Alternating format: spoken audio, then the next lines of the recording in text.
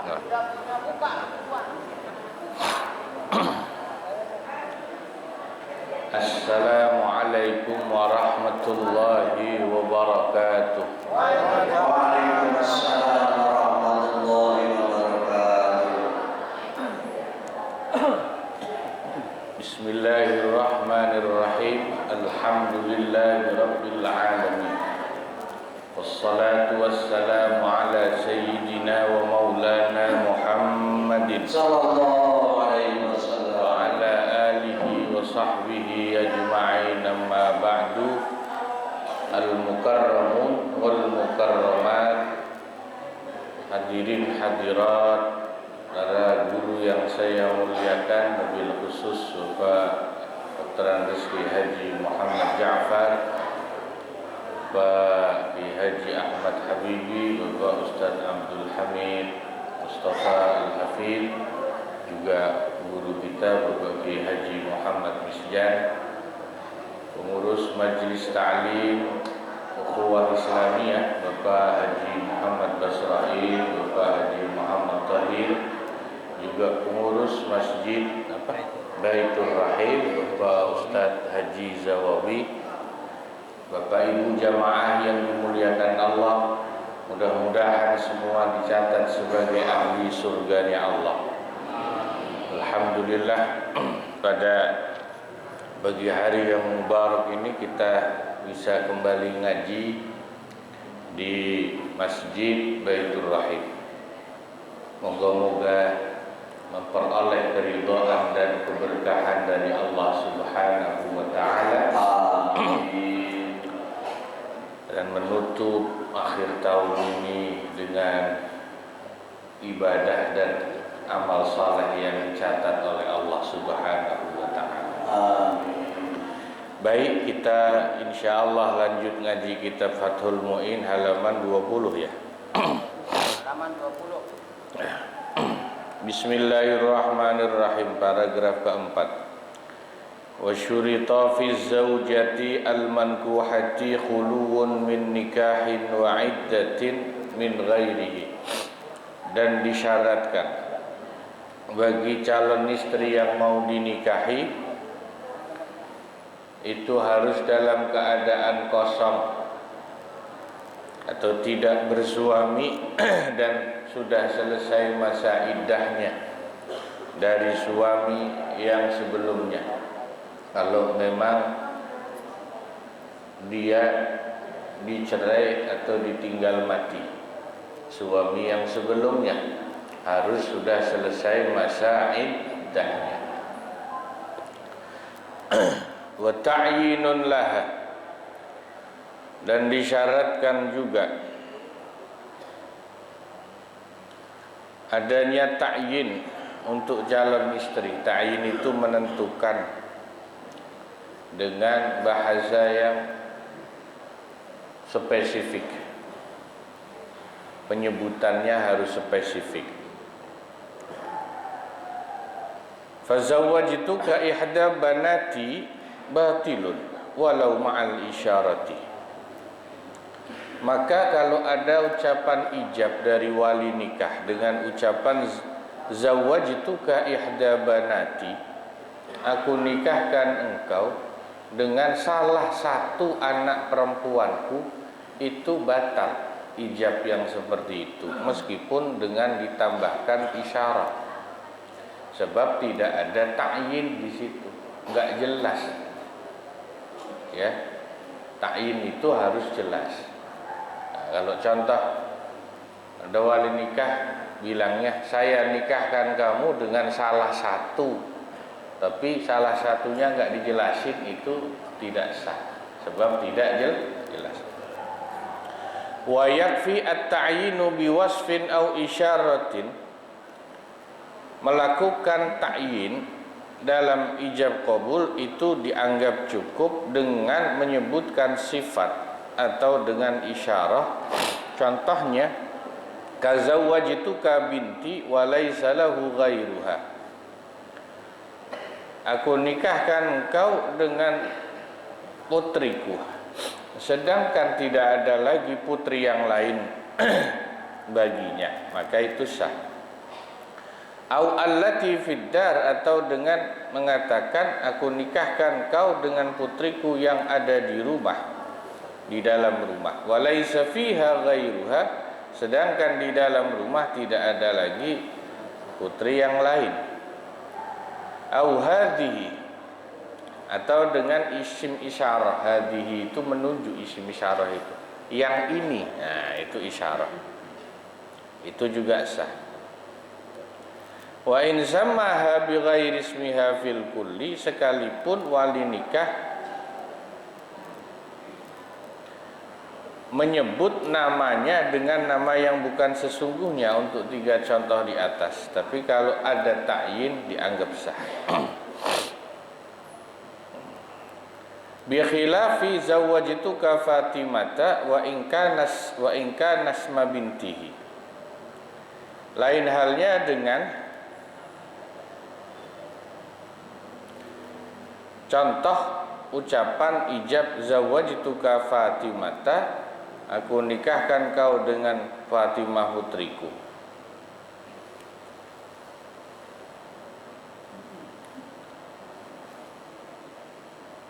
Misalnya, illa inna wayaha, kecuali kalau kedua belah pihak, wali dan pengantin laki-laki, meniatkan Fatimah yang putrinya itu. Ucapan zawwajtuka Fatimah itu tidak otomatis menjadi ta'yin karena tidak ada kata binti, putriku, cuman nyebut nama doang, ya. Nah, itu harus ada tambahan niat dari kedua belah pihak.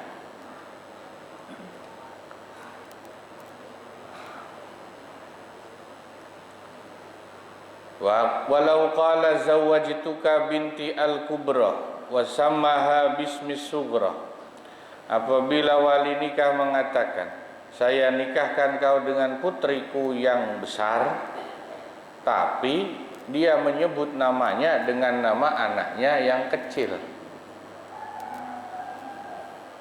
Nah, perempuannya ada 2, yang gede sama yang kecil. Waktu ijab qabul sighatnya dia bilang zawwajtuka bintil kubra, aku nikahkan kau dengan anakku yang besar, tapi yang disebut namanya nama anak yang kecil. Gimana tuh? Hah? Enggak sah. Hah? Sahha fil kubra, sah nikahnya dengan putrinya yang besar. Yang jadi ya nikahnya dengan yang besar. Li'annal kibara sifatun qa'imatun bidzatiha bi khilafil ismi, karena kata-kata besar itu sifat yang menempel pada diri putrinya itu. Bi khilafil ismi, berbeda dengan nama.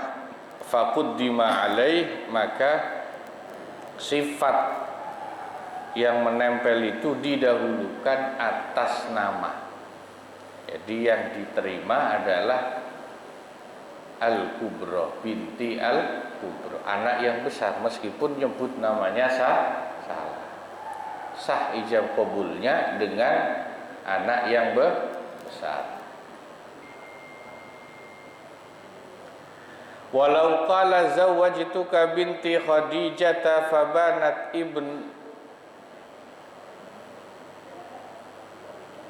fabanat binta ibnihi.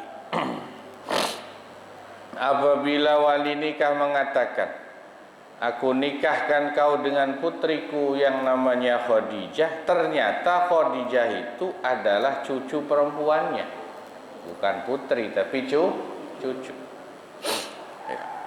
yakni anak perempuan dari anak laki-laki wali nikah itu.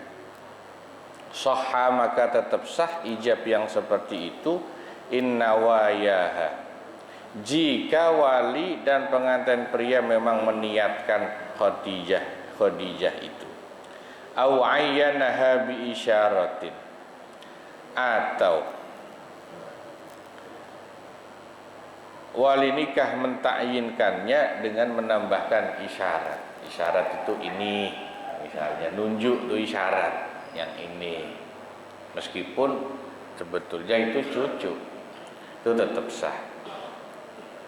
Aw lam yu'raf li sulbihi ghairiha, atau memang anak laki-lakinya wali nikah itu tidak punya anak perempuan selain Khadijah tersebut, maka tetap sah.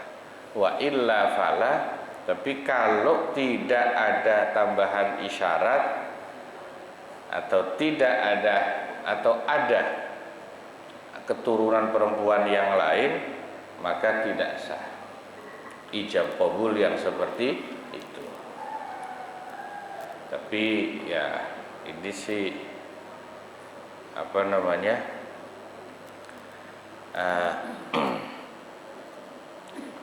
jarang terjadi, karena biasanya teksnya kalau zaman sekarang sudah ditulis sama petugas KUA, sehingga insya Allah nggak ada salah nyebut yang bikin ribet begini ya. Sekarang dengan adanya petugas KUA, biasanya teksnya itu sudah diketik rapi atau ditulis rapi, sehingga insya Allah tidak ada kesalahan atau kekeliruan dalam penyebutan nama. Lagian biasanya sebelum nikah kan udah kenal lama, masa sampai salahnya nyebut, ya agak ya jarang terjadi.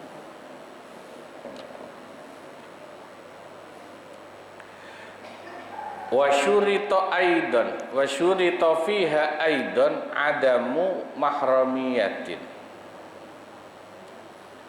Juga disyaratkan, halaman 22, untuk calon istri juga disyaratkan tidak adanya hubungan mahram, ya, ai bainaha wa bainal khatibi binasabin, antara calon istri dengan suami yang meminang. Mahram yang dimaksud binasabin secara nasab. Meskipun sebetulnya ya yang menjadi mahram itu nanti tidak hanya dari sisi nasab. Nasab itu hubungan darah, tapi juga ada mahram dari sisi radha, hubungan persusuan.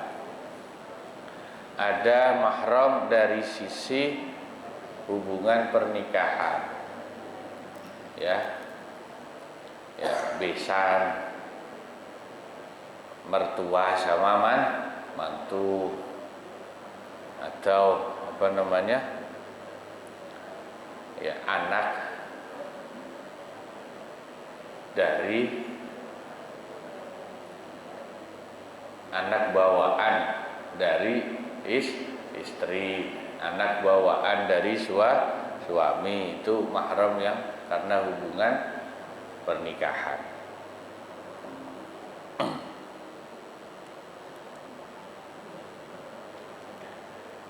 Fayahrumu li ayatin hurrimat alaikum ummahatukum, sampai seterusnya, maka menjadi haram. Ini kita bahas dari sisi nasab dulu. Menjadi haram untuk dinikahi sebab hubungan nasab karena adanya ayat 23 surat An-Nisa yang berbunyi hurrimat alaikum ummahatukum dan seterusnya. Nisa'u qarabatin, semua wanita yang ada hubungan kerabat, ghairi ma dakhala fi waladi umumatin wa khuulatin, selain wanita, kerabat wanita yang berada pada derajat sepupu ya, anak perempuan dari paman atau saudara perempuan, keponakan dari pihak ayah dan keponakan dari pihak ibu. Itu kan namanya apa? Sepupu ya, nama kita. Ya, kalau itu hukumnya bukan mahram. Sepupu itu bukan mahram. Boleh. Fahina idin yahrumu nikahu ummin, maka dari itu haram yang pertama sebab nasab menikahi ibunya sendiri. Wahia man waladatka, ibu itu definisinya adalah wanita yang melahirkanmu. Awaladat man waladaka dzakaron kana aw untha, atau wanita yang melahirkanmu, atau wanita yang melahirkan orang tua yang melahirkanmu, baik laki-laki atau perempuan, orang tua laki-laki atau orang tua perempuan. Berarti nenek itu makna Wahiyal jaddatu minal jihatain, yaitu nenek dari sisi orang tua laki-laki atau orang tua perempuan. Wa bintin, yang kedua adalah anak perempuan mahram dari nasab itu. Wahia man walad taha, yaitu perempuan yang kau lahirkan, ya, anak perempuan. Awalad tah man waladaha dzakaran kana au unsa, atau kau melahirkan, atau orang yang melahirkan, orang tua yang melahirkan anak perempuan itu, baik dari orang tua laki-laki atau orang tua perempuan. Lal makhluqati min ma'izinahu, tapi bukan anak perempuan atau cucu perempuan yang berasal dari zina. Kalau dari zina tidak masuk nasabnya sebagai anak, tidak nyambung. Ya, sudah pernah kita singgung itu. Anak perempuan atau cucu perempuan terus ke bawah itu masuk dalam kategori nasab al-bintu yang Al-Quran surat An-Nisa ayat 23 menyebutnya. Ibu ke atas, nenek, buyut, seterusnya itu masuk kategori ummun, ibu. Wa ukhtin, dan saudara perempuan itu nasab karena mahram. Wa binti akhin, nah, saudara perempuan nanti ada yang seibu sebapak, ada yang seibu doang, ada yang sebapak. Itu penjabarannya. Berikutnya wa binti akhin, anak perempuan saudara laki-laki kita alias keponakan, itu juga mahram dari nasab.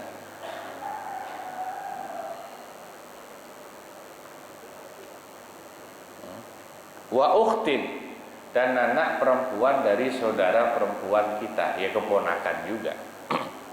Wa ammatin, wa hiya ukhtu zakari,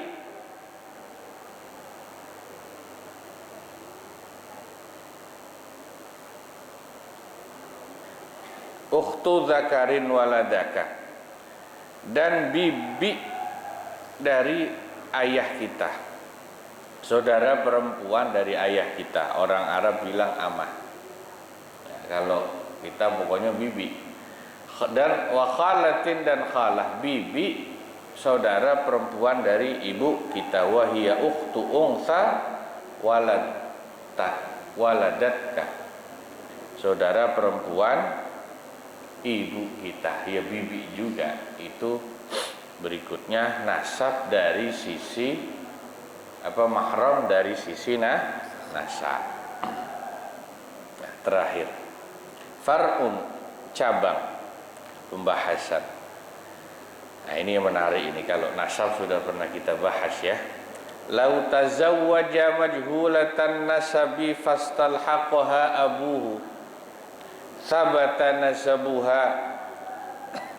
Seandainya seorang laki-laki menikahi seorang wanita yang tidak diketahui nasabnya, majhulatan nasab itu wanita yang tidak diketahui siapa bapaknya.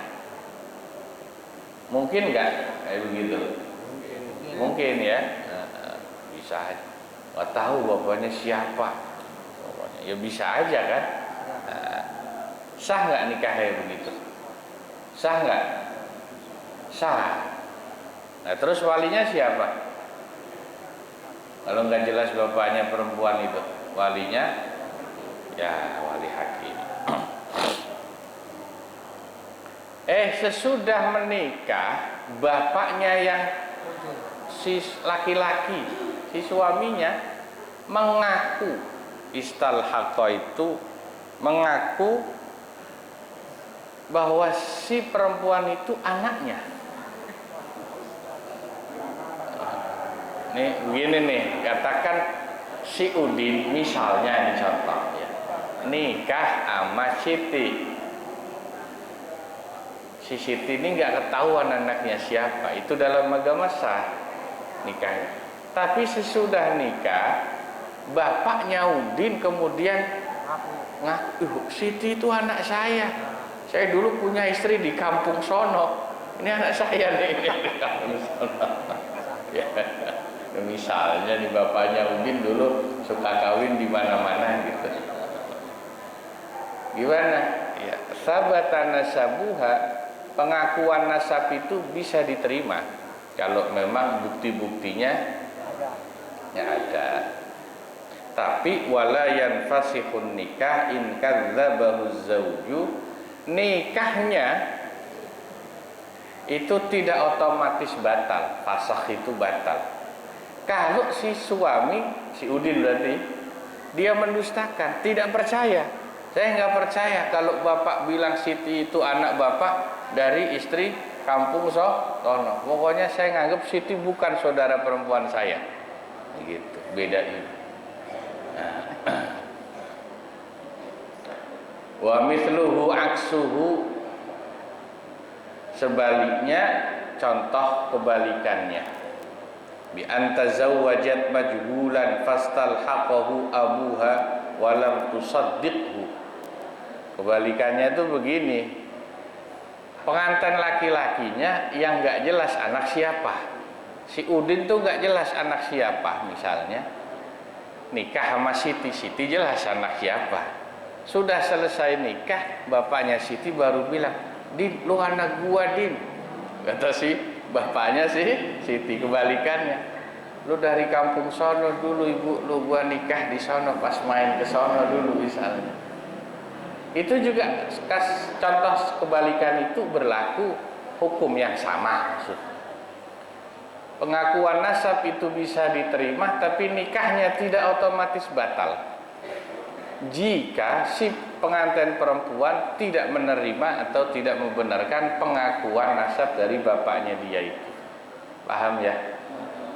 Ya ini kan makanya pentingnya nikah dicatat ya, supaya mudah untuk membuktikan nasab itu. Ya pertama adanya catatan buku nikah.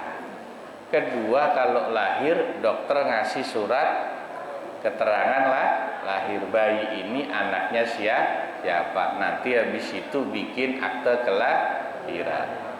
Kalau itu semua nggak ada, sekarang ada yang namanya tes DNA. Nah, zaman dulu kan belum ada begituan, mungkin tes DNA nggak ada, belum kenal lah ya dunia medis. Akte banyak orang dulu yang nggak punya ya. Iya, nikah nggak dicatat di buku nikah. Makanya ya paling tidak dulu kalau nikah itu ada saksinya. Andai kata tidak ada buku nikahnya, sehingga misalnya punya istri di daerah mana, saksinya masih bisa dilacak. Jadi sebetulnya saksi nikah itu bukan cuma 2 orang, Pak. 2 orang itu syarat minimal. Tapi orang yang hadir semua itu hakikatnya jadi saksi nikah.